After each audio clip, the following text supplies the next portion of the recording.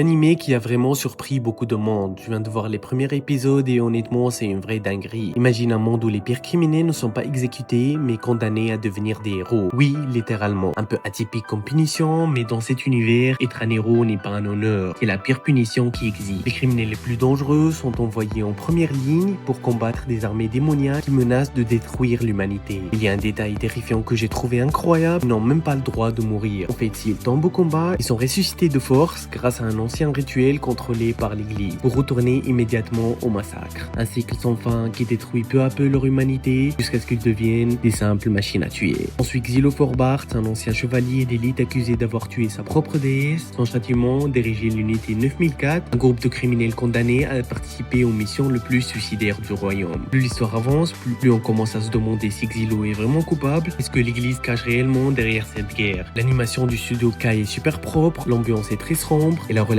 entre Xilo et la déesse Théorita rend l'histoire encore plus intéressante. Franchement, si tu cherches un animé dark, mature, avec des combats brutaux et des retournements de situation, tu devrais clairement jeter un œil à Sentenced to be a Hero. Et toi, dis-moi, tu choisirais la prison ou être condamné à devenir un héros?